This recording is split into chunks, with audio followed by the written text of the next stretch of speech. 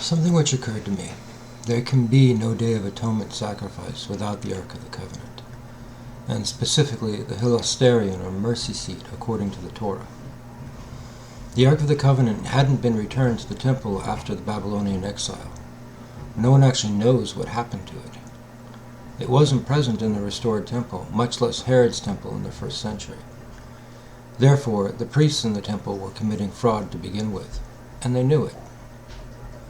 They were going through the motions, but the throne of God, the literal presence of God within the temple, the Shekinah between the cherubim, had departed and had not returned. There was no mercy seat for them to sprinkle the blood on for at least 500 years, by the time of Jesus in the 1st century.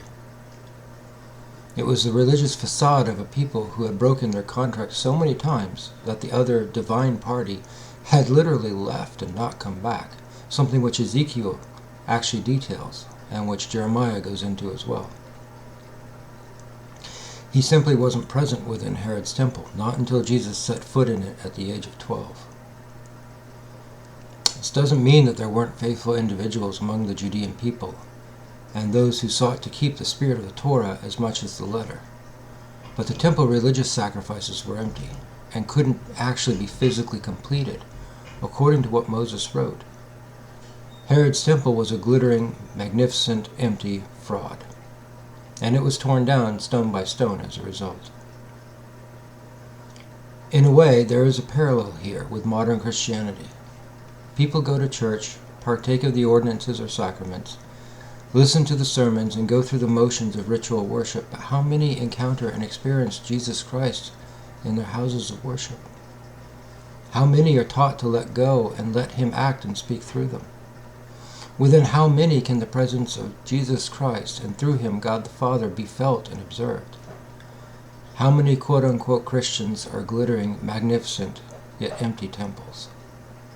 How many abandon the terms of the new contract, the new covenant, to make your home within me and I within you? As Jesus said. How many abandon His commands to love one another as I have loved you, in favor of orthodox theology? How many celebrate their Christianity with songs, t-shirts, magnificent church buildings, and other paraphernalia, yet do so without living as He taught, walking as He walked, or even knowing what it is to experience His living presence within them?